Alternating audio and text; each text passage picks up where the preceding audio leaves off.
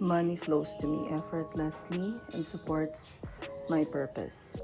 Today is our 15th wedding anniversary. We were supposed to have renewal of vows, church, eating out, a lot of stuff that we planned on doing with the family and the closest of the close. However, a lot of things happened over the past couple of weeks and we decided to just cancel everything. Instead, we decided on pizza, coffee, and billiards with the kids. So we are here at Block 12 dito sa Sita Grande and we're going to do the icebreaker deeper talk, which is a tool for creating lasting and more impactful connection. 150 prompts. Ano bang instruction? Okay, may iba-iba siyang kulay. May red, may blue, may yellow, may gray, may green. What's the last thing you changed your mind about and why?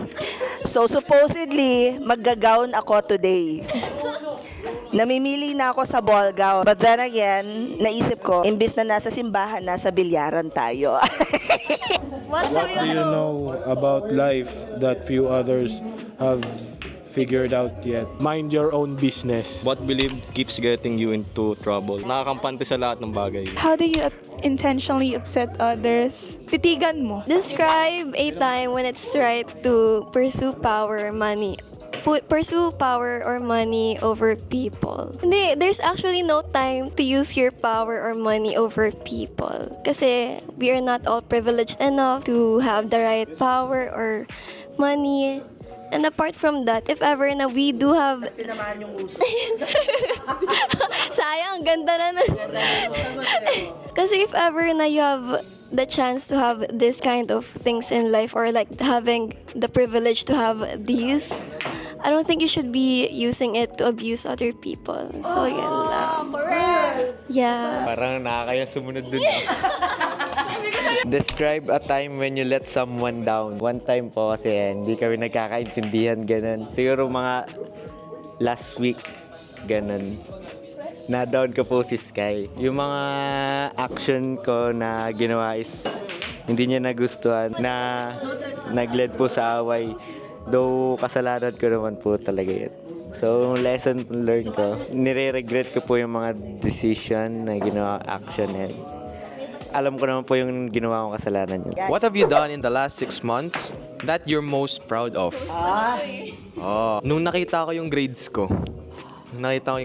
Kasi first time kong line of 8 and 9. Wala akong 70 plus. Tapos natuwa sila papa, hindi lang ako. Kaya dahil dun, parang na-motivate ako na-motivate akong, hindi, kasi kahit naman distracted ako, kaya ko pa rin. I can perform. Kahit distracted ako, kaya ko yon. Lang talaga, malupit ang cramming lang talaga. So ayun nga, dahil proud sila sa akin, tapos proud ako sa sarili ko, nagkaroon ako ng academic goal na mag-aim for Dean's List. Dean's List lang. Red daw. Talaga matatapang ang mga nagre-red Mga yung red daw, Belifes. Basta Belifes. Sagot ko dito ay sa lahat ng opportunity na bukas ngayon ay dapat i-grab na. Kasi yun na mismo yung yung opportunity na yun, kaya sayang din kung hindi gagrab. Dito na lang tayo sa self-awareness at sobrang self-aware ako. What do you worry you'll never get over? Lolo ko. Have you spoken out when it would have been easier to say nothing? Wala, very vocal po kasi akong tao. Ang sa akin lang talaga kung ano yung nasa isip ko sabihin ko. Kasi these are thoughts that have a reason kung bakit gandun yan. Ang tanong po para kay Charles ay, in what areas of your life do you have a hard time telling the truth? May problema ba ako sa buhay? Hindi ko nga alam eh. Ano? Malaking pangarap mo. Oh, Kailangan ba ng swerte o hard work? hard work. Bakit daw? Syempre, paano mo makukuha yung pangarap na gusto mo kung hindi ka naman nagtatrabaho ng maayos, di ba?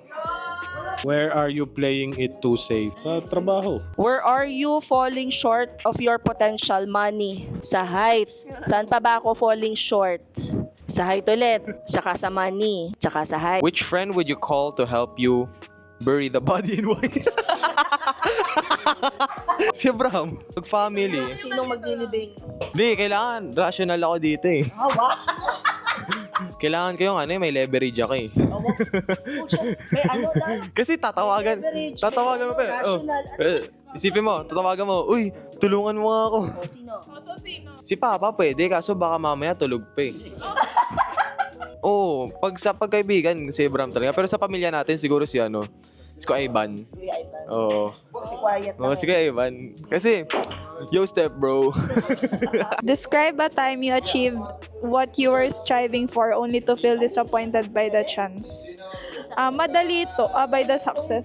Bobo naman. Basta. Ulit. Describe a time you achieved what you were striving for only to feel disappointed by the success. Ay, galing po akong accountancy. So, pag galing ka pong accountancy, kahit mataas yung grade mo, feeling mo ang bobo mo pa rin. As a child, what rules were made to be broken? Well, feel ko po yung paglabas-labas ko po lagi. Kasi po parang feel ko need ko ma-feel or like mapag-aralan yung independence in my own way. What widely accepted belief needs to be dead and buried? Na pag nag-aaral ka, kailangan sabay-sabay kayo matatapos. Hindi naman pare-pares ng timeline. May sarili-sarili tayong time para matapos. Hindi naman paunahan sa buhay. Yun lang po. And thank you. Describe an argument you had that helped shape the person you are today. Argument. Lahat naman ng argument, nakipiya lahat. Pero, ikaw ang bumuo sa akin. Ikaw ang bumuo sa pagkataong ito.